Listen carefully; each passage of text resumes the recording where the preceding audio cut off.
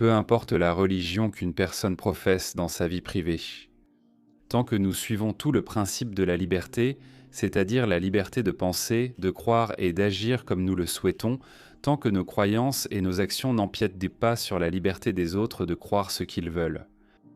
Donc, tant que la religion n'interfère en aucune façon avec ma vie privée ou ma vie publique, cela reste une affaire privée, il n'y a aucun problème.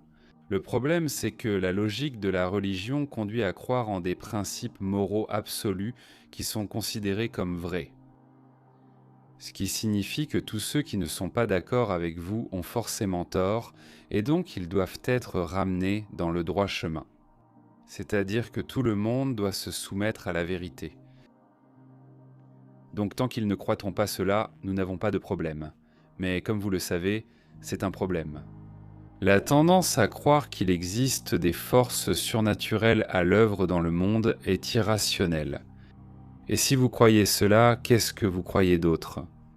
Donc c'est ça qui m'inquiète.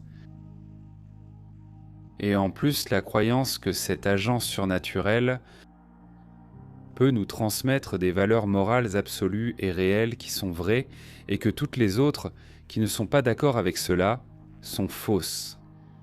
Cela rend beaucoup plus difficile le fonctionnement d'une démocratie fonctionnelle qui exige une grande flexibilité et de la nuance. À réfléchir, à comprendre la position de l'autre, à faire des compromis et à traverser le processus tumultueux d'une démocratie, ce à quoi un système moral absolu ne se prête pas. J'ai mentionné que le christianisme a connu les Lumières. La plupart des chrétiens sont très tolérants.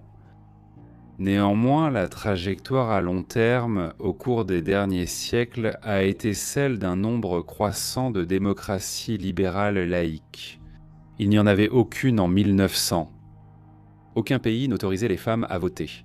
Aujourd'hui, il y a environ 87 démocraties libérales dans le monde. C'est la tendance à long terme. Les choses s'améliorent, principalement grâce à l'idée d'élargir la sphère morale pour inclure tout le monde dans la tribu. Et c'est une valeur, je soutiens, qui ne vient pas de la religion. C'est une valeur des Lumières que nous adoptons de plus en plus. Dans la mesure où certaines religions ont fait cette transition, c'est une bonne chose. Mais l'idée qu'elles en sont les meneuses n'est pas vraie historiquement. Et donc je pense qu'une partie du problème lorsqu'on se tourne vers nos pères fondateurs, c'est qu'ils n'avaient pas la réponse que nous avons aujourd'hui. Je ne sais pas d'où viennent les valeurs morales, elles viennent du Créateur, quelle que soit votre interprétation. Mais cet argument n'est plus nécessaire, nous savons leur origine. Nous avons une solide explication évolutionniste de l'origine des sentiments moraux et de l'évolution historique de notre façon de traiter les autres. Nous pouvons désormais fournir cette réponse. Lorsque les pères fondateurs ont instauré une république où le peuple se gouverne lui-même, ils pensaient que les citoyens devaient en savoir se gouverner eux-mêmes, n'imaginant rien d'autre que la religion faute de réponse. Aujourd'hui, nous en avons une. Nous avons de bonnes raisons non religieuses pour expliquer pourquoi. En d'autres termes, il est bon d'être gentil avec les autres par simple bonté et pour rien d'autre. Il est simplement bon d'être aimable avec les autres et nous devrions renforcer cela pour aucune autre raison que le fait qu'en soi, c'est une bonne valeur morale, indépendamment de vos croyances religieuses. On me comprend souvent mal en pensant que je préconise l'adoption de lois contre les croyances religieuses, que d'une certaine manière, nous créons un mécanisme pour vraiment mettre la pression sur les personnes religieuses. Ce n'est pas du tout ce que je préconise. Je préconise simplement de nouvelles règles de conversation. Demandez-vous, que faisons-nous avec les astrologues? Je veux dire, comment avons-nous réussi à empêcher les astrologues de siéger à la Cour suprême ou dans nos conseils médicaux? Mais pas les tenir à l'écart de la Maison-Blanche? Il y a toujours le mariage, peut-être le péril du mariage. Mais dans l'ensemble, les astrologues n'acquièrent pas une grande responsabilité dans notre société. Et nous ne sommes pas continuellement pris au dépourvu par le neurochirurgien qui ne veut pas opérer ce jour-là parce que Saturne est rétrograde ou quoi que ce soit. Je veux dire, cela n'arrive pas. Cela n'arrive pas parce que lorsque quelqu'un parle avec trop de conviction de l'effet des planètes sur les affaires humaines, nous commençons à ne plus l'écouter. Nous cessons de le prendre au sérieux. Il ne reçoit pas de promotion. Il n'y a pas de loi en jeu. Et je pense simplement que cela devrait aussi arriver quand les gens commencent à exprimer leur certitude que Jésus reviendra de leur vivant, etc., etc. Merci. Méfiez-vous du solipsisme. Comme le docteur Oliphant a eu la gentillesse de vous le rappeler, ne pensez jamais que vous êtes le centre du monde. Soyez très prudent en supposant que vous êtes l'objet d'un dessein divin, qu'il y a quelque chose de spécial simplement dans le fait d'être vous. C'est tout ce que vous avez à prouver. Pourquoi une personne comme vous n'aurait-elle pas Dieu de son côté ? Pourquoi cela ne serait-il pas le cas ? Bien sûr, Dieu se soucierait des personnes avec qui je couchais, de mon alimentation et du jour saint que j'observe. Pourquoi pas ? C'est sûrement pour cela que les cieux sont arrangés dans la beauté étoilée et l'ordre qu'ils prennent. Et puis vous lisez les réflexions de Hamlet avec Yorick au bord de la tombe, et vous êtes obligé de vous demander si peut-être, même si c'est une pensée moins belle, il se pourrait que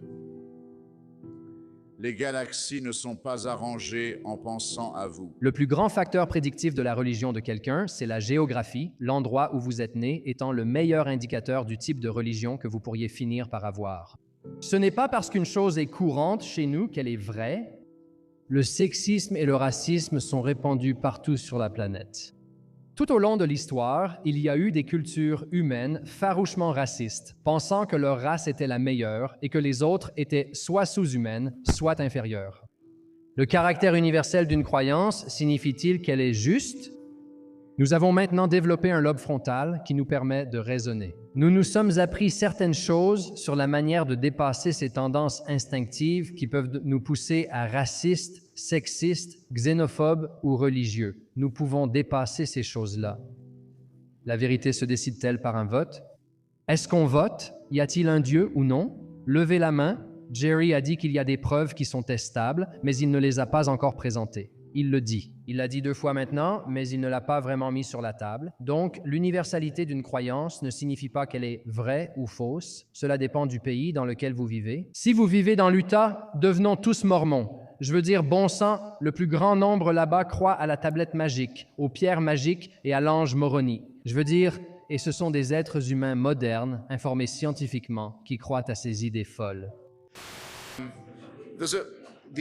Cette question de l'origine des choses est bien sûr très importante. Et si vous pensez qu'il doit y avoir eu un initiateur ainsi qu'un commencement, que ce n'est pas seulement un dessein ou un dessein apparent, mais qu'il doit y avoir eu un concepteur, vous ne faites que soulever une autre question, à savoir, qui a créé ce créateur ? Qui a conçu ce concepteur? Qui a bricolé ce premier moteur? Qui était le premier moteur de ce premier moteur? Le terme courant pour cela en logique et dans certains cours de philosophie, c'est une régression infinie. Cela ne vous mène vraiment nulle part. Comme je l'ai dit, cela ne vous mènerait pas à la religion, même si vous pouviez prouver qu'il a dû y avoir un premier moteur. Cela ne vous amènerait pas à adorer d'autres humains comme s'ils étaient des prophètes, des sauveurs ou des rédempteurs. Cela ne peut pas vous y aider. Vous devez y croire par un acte de foi ou pas, vous ne pouvez pas l'établir à partir de la physique. Et en outre, je pense qu'il y a ici un problème ontologique presque insurmontable. Supposons que ce soit vrai, supposons que je l'admette. Supposons qu'il doive y avoir un tel concepteur ou un individu, une intelligence, quelque chose comme une personne qui fait cela. Comment pourrais-je le savoir? Quelle personne est plus intelligente? Suffisamment plus intelligente, peut-être devrais-je dire, assez intelligente, plus intelligente que moi, plus intelligente que n'importe qui ici. Je dirais même plus intelligente que Frank pour comprendre cette personne et ses pensées. Je soutiens qu'il n'est pas possible pour un autre être humain de vous dire qu'il sait que c'est vrai. Pas plus qu'il ne m'est possible de vous dire ce que je n'essaie pas de faire, parce que je ne suis pas déraisonnable de cette façon, que je sais que ce n'est pas vrai. Mais ne voyez-vous pas la différence entre moi, disant que je ne peux pas savoir, et Frank disant qu'il ne peut pas le prouver, car il veut que vous croyiez que c'est nécessaire pour devenir chrétien. Et je dis que c'est un saut que vous ne pouvez tout simplement pas faire, et que vous ne pouvez certainement pas faire sur la base de preuves. Je pense que les religieux feraient bien mieux de laisser de côté les preuves, domaine dans lequel ils n'excellent pas, et de se concentrer sur la foi, où ils peuvent au moins prétendre à une sorte de monopole.